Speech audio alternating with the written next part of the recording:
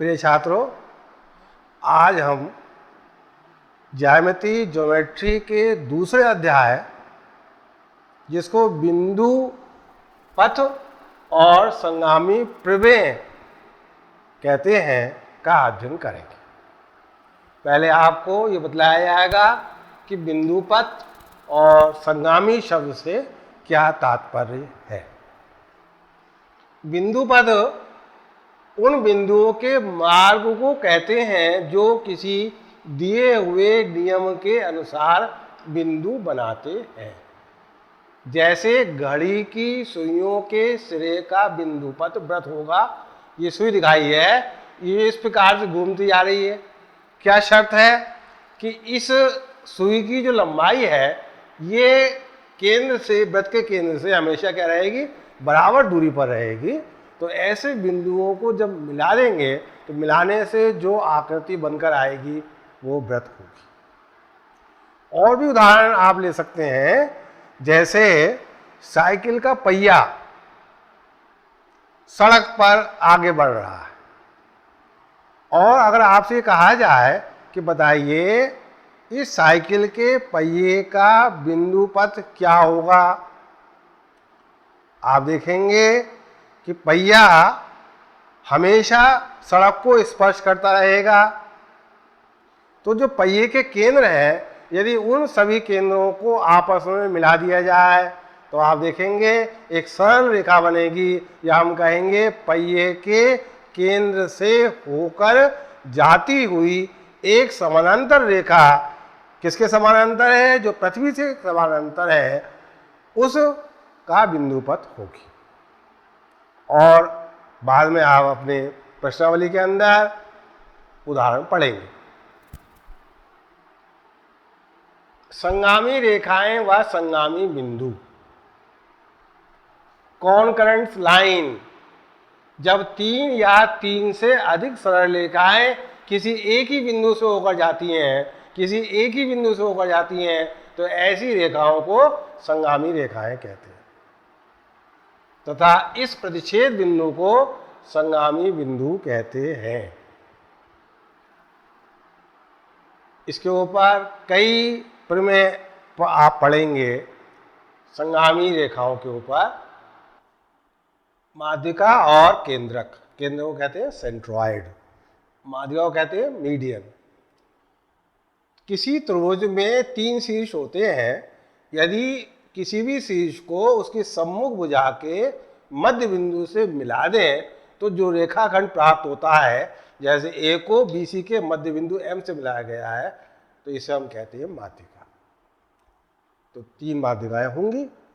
ये तीनों माध्यिकाएं संगामी होती हैं, ऊपर बताया गया, अर्थात एक ही बिंदु से होकर जाती हैं। जैसा कि आप चित्र में देख रहे हैं, ये तीनों माध्यिकाएं बिंदु G पर प्रतिच्छेद कर रही हैं, या हम कहेंगे G से होकर जा रही हैं। तो ऐसा बिंदु G ही केंद्रक कहलाता है। इसके ऊपर भी आपको प्रमेय पढ़नी है।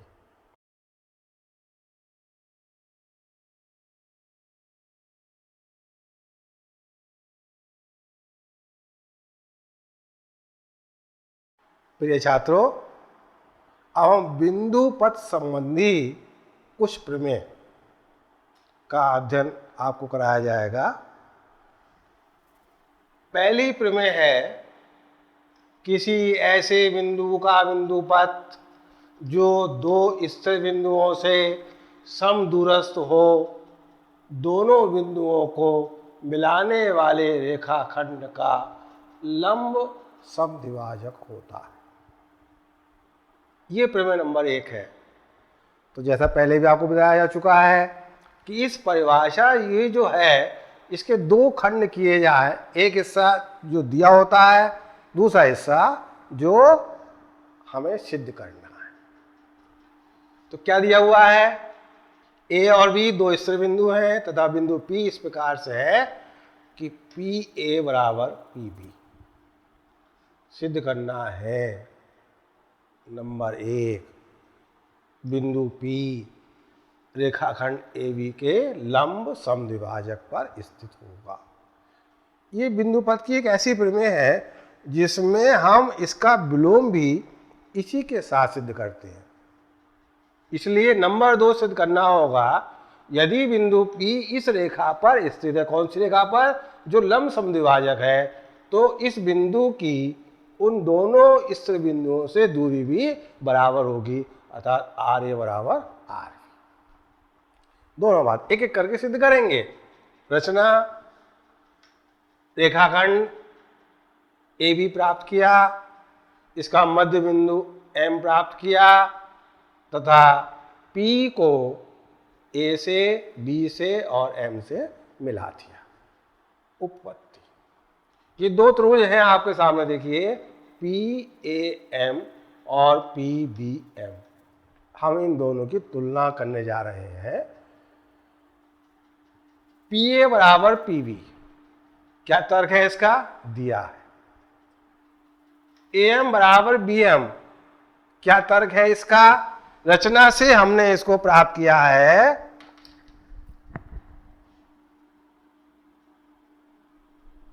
और PM बराबर PM, दोनों में हम कह सकते हैं उभयनिष्ठ है। इस प्रकार से त्रिभुज PAM और PBM की तीनों भुजाएं बराबर हैं। अतः हम कहेंगे दोनों त्रिभुज सर्वांगसम है। त्रिभुज PAM सर्वांगसम, त्रिभुज PBM कौन सी शर्त से, भुजा भुजा भुजा सर्वांगसमता, साइड साइड साइड सर्वांगसमता। सर्वांगसमता की आपने पढ़ी होंगी, 8th क्लास तक आ जाता है। 4 शर्तें होती हैं, उनमें से एक शर्त है भुजा भुजा भुजा सर्वांगसमता। अभी आपको दोनों त्रिभुज सर्वांगसम कर दिए गए, इसलिए बचे हुए कोण PMA बराबर कोण PMA।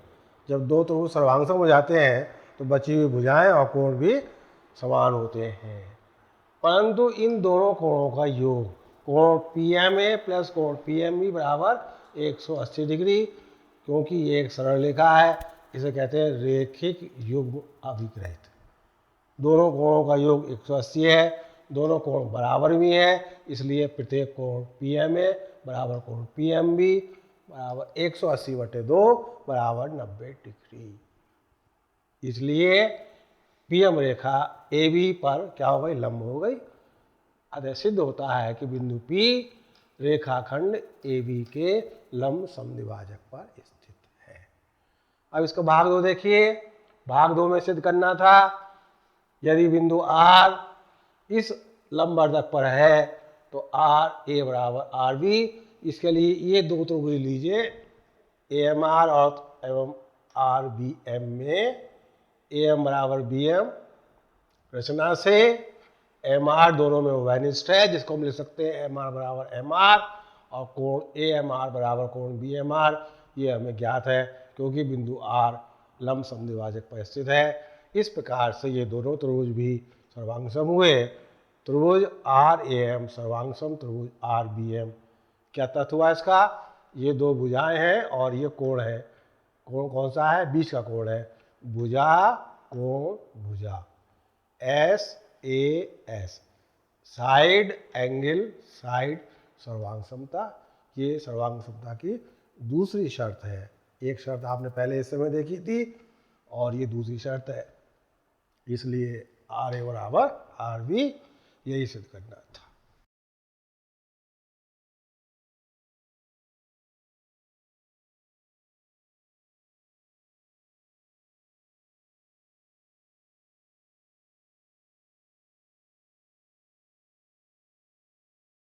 प्रिय छात्रों, आज हम बिंदु पथ संबंधी दूसरी प्रमेय का अध्ययन करने जा रहे हैं। प्रमेय 2, दो प्रतिच्छेदी रेखाओं से समदूरस्थ बिंदु का बिंदु पथ उन रेखाओं द्वारा बने कोण का समद्विभाजक होता है।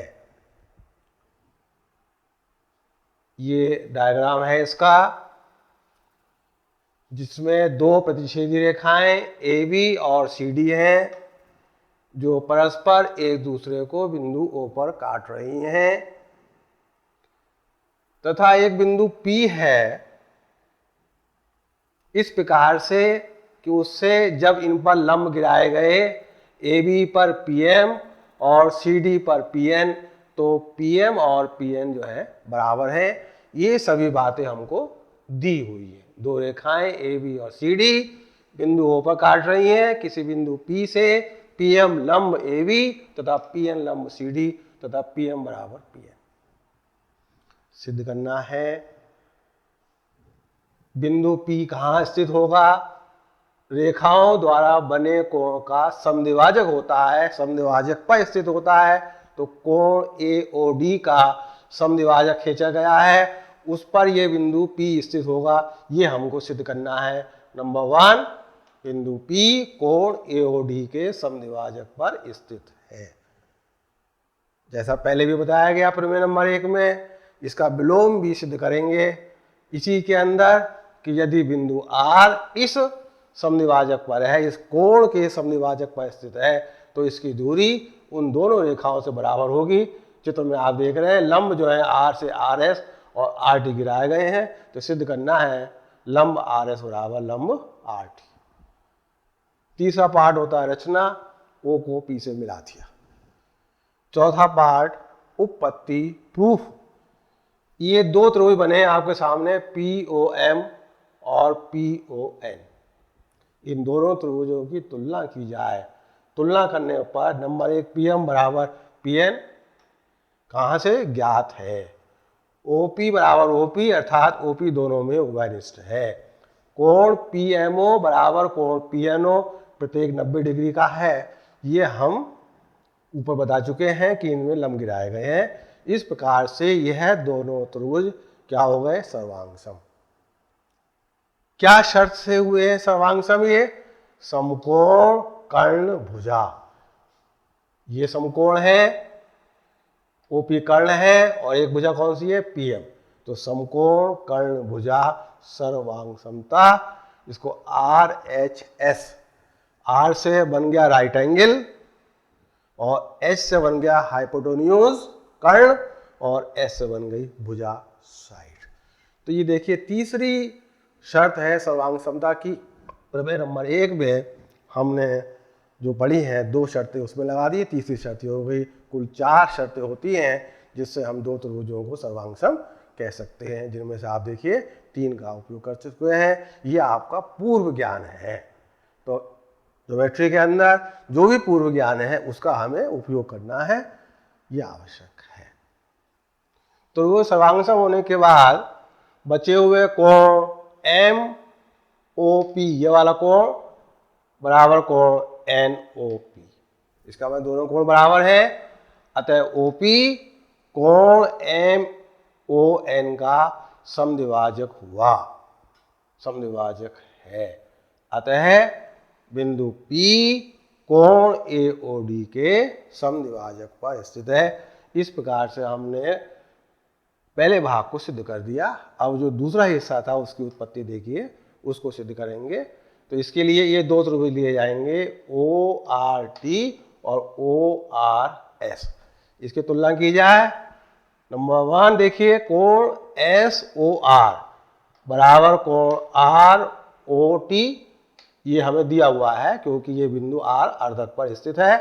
कोण RTO बराबर कोण RSO प्रत्येक 90 अंश का है और OR बराबर OR दोनों में उभयनिष्ठ है। जब एक त्रिभुज के 2 कोण बराबर हो जाते हैं तो तीसरा कोण स्वतः ही बराबर होगा, क्योंकि तीनों का योग 180 होता है। इसलिए शेष कोण ORT बराबर कोण ORS। इसलिए दोनों त्रिभुज सर्वांगसम हुए। कौन सी शर्त लगी है इसमें? ASA सर्वांगसमता, कोण भुजा कोण सर्वांगसमता। एक बार आपको स्पष्ट कर दें, आप कहेंगे तब 2 कोण तो आपने पहले ले लिए, फिर तीसरे कोण की यहाँ लिखने की आवश्यकता क्या थी? ये जो सर्वांगसमता की शर्त है, इसमें जो भुजा ली जाती है उसके दोनों किनारे कोण लेने हैं। तो हमने OR लिया है, इसलिए हमको ये वाला कोण और ये वाला कोण लेना था। इसलिए हमको इस कोण के लिए लिखना पड़ा कि शेष कोण भी बराबर होगा। इस प्रकार से ये दोनों त्रिभुज सर्वांगसम हो गए। तो बची हुई भुजाएं RS बराबर RT, अतः बिंदु R इन दोनों प्रतिच्छेदी रेखाओं से क्या होगा, बराबर दूरी पर होगा। यही हमको सिद्ध करना था। आपको समझ में आ गया होगा।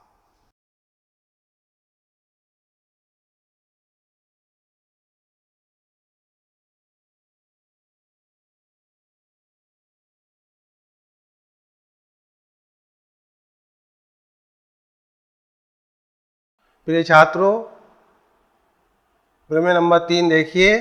बिंदु पर संबंधी त्रिभुज के कोण समद्विभाजक एक ही बिंदु से होकर जाते हैं।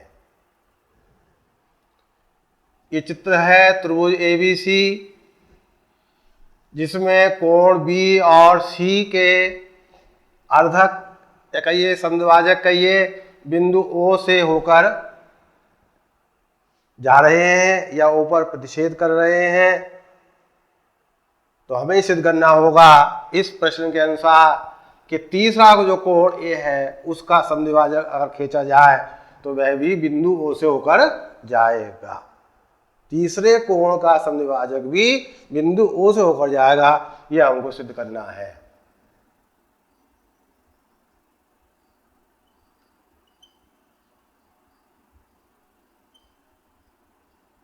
दिया है एक त्रिभुज एबीसी जिसमें कोण बी और कोण सी के समद्विभाजक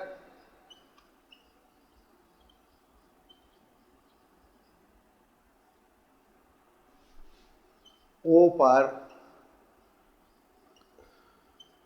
काट रहे हैं।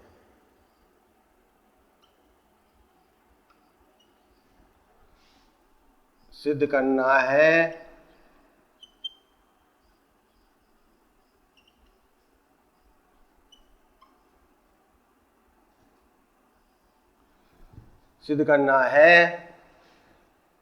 तीसरे कोण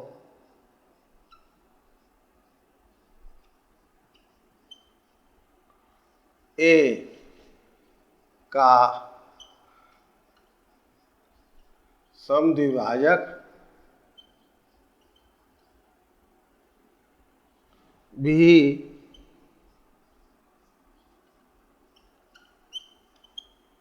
बिंदु ओ से होकर जाएगा।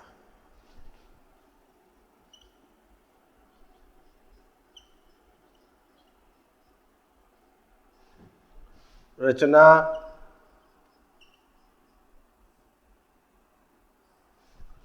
बिंदु ओ से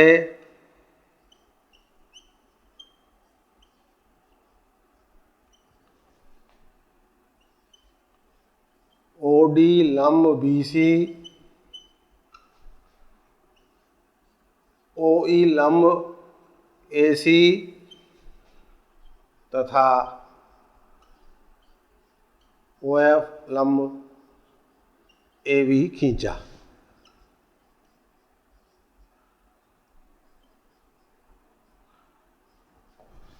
प्रमेय का चौथा हिस्सा देखिए, उत्पत्ति।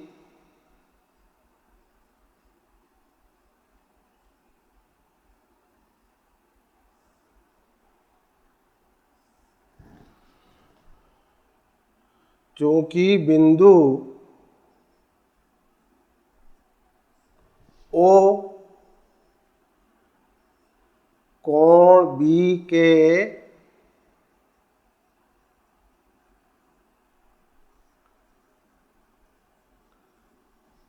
समद्विभाजक पर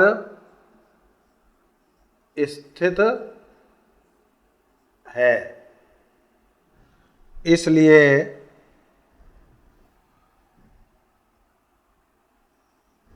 OF बराबर OD। कहाँ से लिख दिया ये? जो अभी हमने सर्वांग प्रमेय पढ़ी है, प्रमेय 1 और 2, उसमें बतलाया गया था आपको कि यदि कोई बिंदु दो प्रतिच्छेदी रेखाओं के कोण के अर्धक पर स्थित होता है तो उसकी दूरी दोनों भुजाओं से बराबर होती है। ये प्रमेय आपने पढ़ी है। तो चूंकि बिंदु O कोण B के अर्धक पर स्थित है, अतः उसकी दूरी दोनों भुजाओं से OD और OF बराबर होगी। इसी प्रकार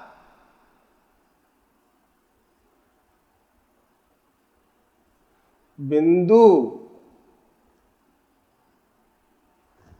O कोण C के समद्विभाजक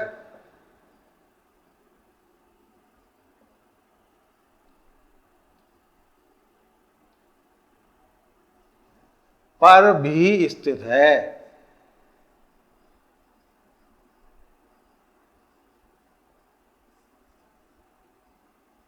इसलिए इस O की दूरी इन दोनों भुजाओं से OD और OE भी बराबर होगी। OD बराबर OE। तो आप देख रहे हैं तीनों भुजाएं बराबर हो गई। तो अगर तुलना कर दी जाए, दोनों की तुलना करने पर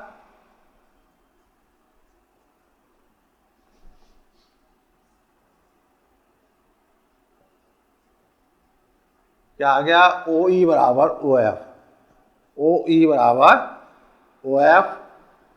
अतः O कौन सी भुजाओं से? AB और AC से। O AB और AC से समदूरस्थ है।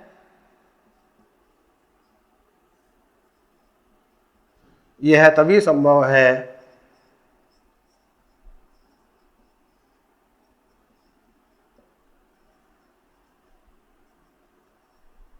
जब कोण A का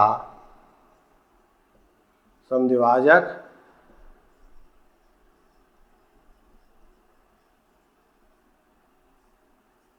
बिंदु O से होकर जाए।